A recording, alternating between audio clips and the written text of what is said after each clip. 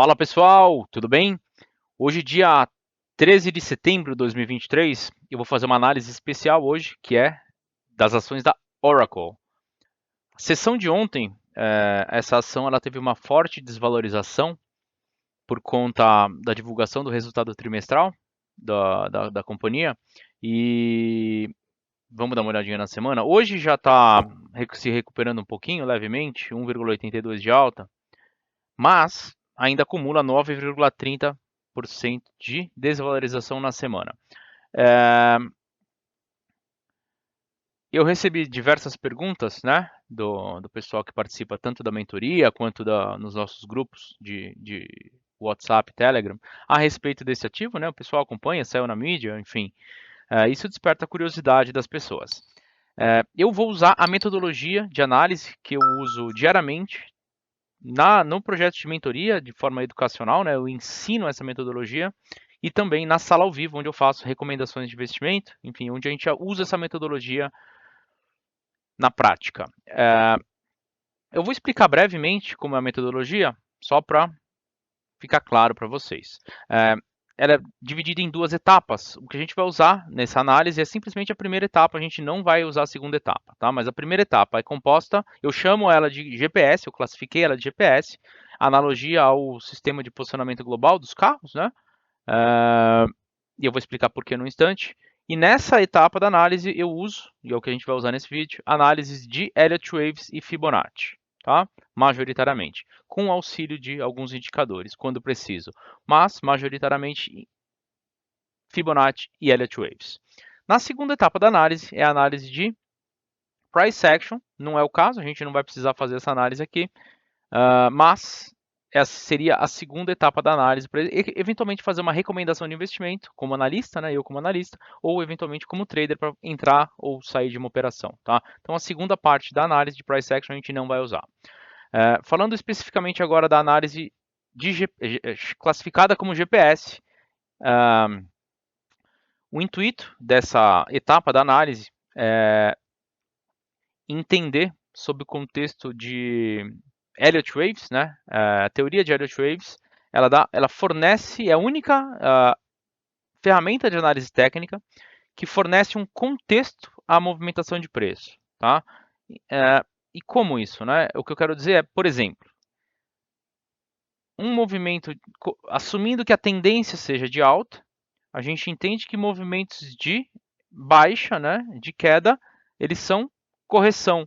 Isso porque assumimos a premissa de que a tendência continua sendo de alta. Então, o mercado está numa fase, num impulso de alta, né, num ciclo de alta. Esse ciclo é formado tem uma estrutura básica e é formado por 5 ondas de motivo para cima e depois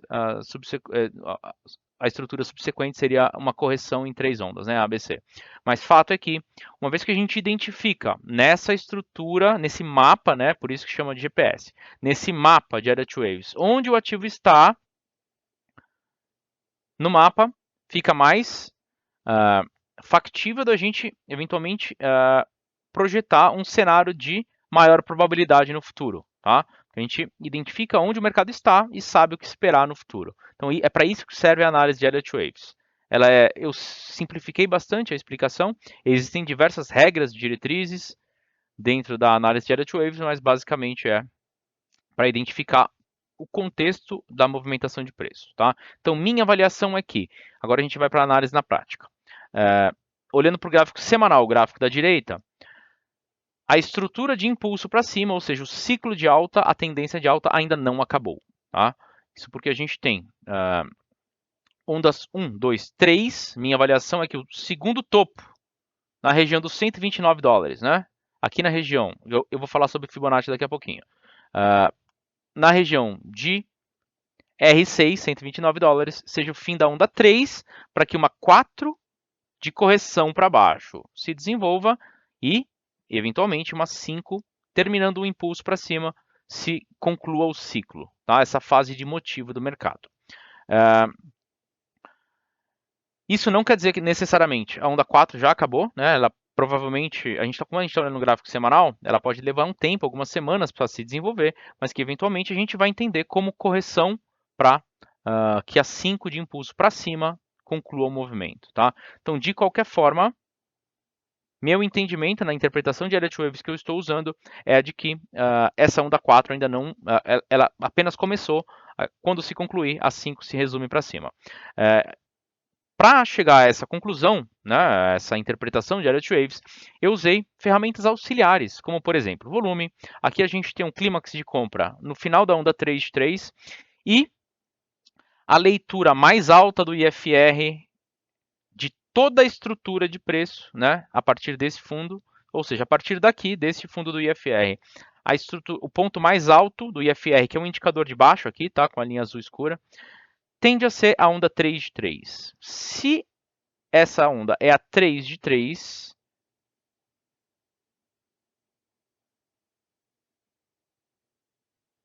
o próximo topo, na primeira divergência, seria a onda 5 de 3, terminando assim a onda 3. Tá? É por isso que, na minha avaliação, né, eu estou usando esse movimento de queda, a interpretação desse movimento de queda para mim é o início de uma onda 4.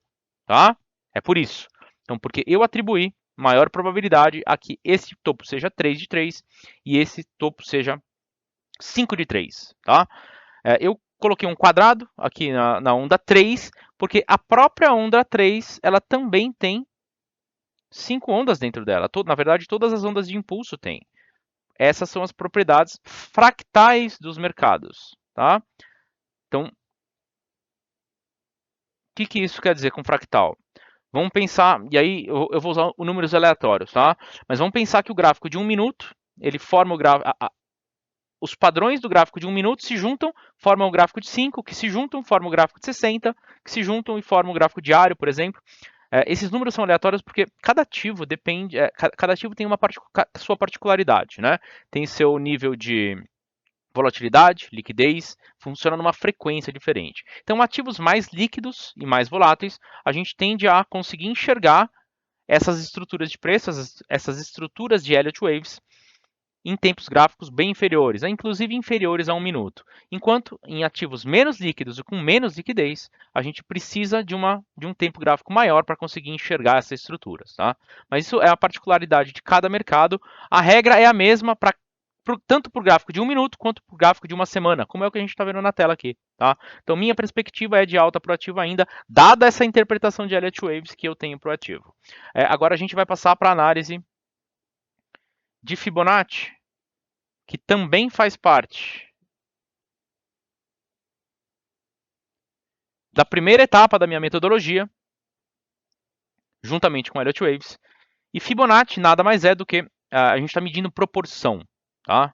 Então, existe uma mística por trás, né, de Fibonacci, as pessoas pensam às vezes que é mágico, né? Não é nada disso, não é mágica. Simplesmente estamos medindo a proporção com que os mercados estão, esse mercado, né, no caso, mas enfim, os mercados, de forma geral, estão se contraindo e se expandindo. Tá?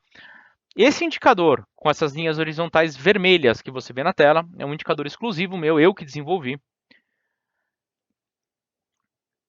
chamado de FIB360. O algoritmo dele é complexo, né? Ele está desenvolvido atualmente só nessa plataforma, mas ele identifica propriedades de contração e expansão no mercado. É por isso que, nos mercados, é por isso que a gente identifica zonas de confluência onde o mercado forma pivôs. Então a gente pode perceber que ao longo de toda a estrutura, o mercado veio formando pivôs, inclusive cravou o topo de ontem, do dia 11, e o fundo de ontem, no mesmo grid de proporção. Por quê? Porque o mercado está usando as mesmas proporções para se expandir em ondas de impulso e se contrair em ondas de correção.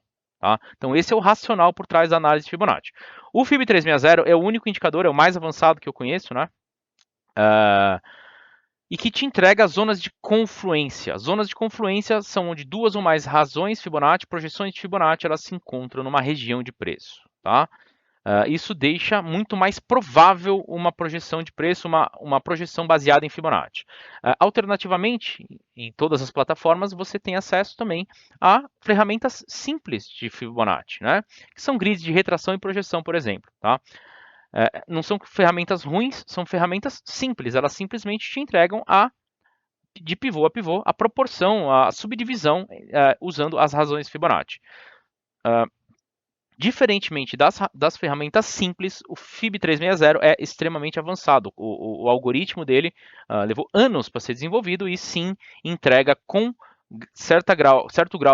com alto grau de confiabilidade, né? Você pode confiar na projeção. Uma vez que o mercado está usando a proporção, a gente pode confiar de que o mercado tende a formar pivôs nessas regiões de preço, tá?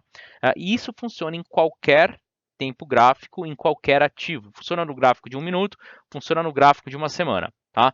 Isso por conta das propriedades fractais que eu mencionei anteriormente quando me referi a Elliott Waves. Fibonacci, conceitualmente, para Fibonacci é a mesma coisa, são as propriedades fractais, certo? Então, minha avaliação, que a onda 4 não necessariamente se concluiu no fundo de ontem, pode demorar um tempo para se concluir, mas fato é que tende a segurar em algum nível de suporte aqui, né? Difícil dizer, não dá para precisar nesse momento, se é R3, R4, R2, enfim, de qualquer forma, minha avaliação é que ainda falta uma onda de impulso para cima, onda 5, para que se conclua a fase de motivo e o ciclo de 5 ondas para cima do ativo, de 5 ondas, né? Não necessariamente todas para cima, né? Ondas 2 e 4 são ondas contra a tendência, mas de qualquer forma, a fase de motivo, né, desse ciclo de alta de Oracle. Então, minha avaliação aqui, o movimento de queda iniciado com o gap de ontem, seja um movimento de correção para que eventualmente a tendência se resuma para cima, tá bom? Grande abraço, muito obrigado por olharem o nosso conteúdo. Convido vocês a participarem das nossas redes sociais, link de acesso logo aqui embaixo, e da nossa sala ao vivo e mentoria, onde eu ensino toda essa metodologia e como utilizar no dia a dia, na prática, tá bom? Grande abraço, obrigado.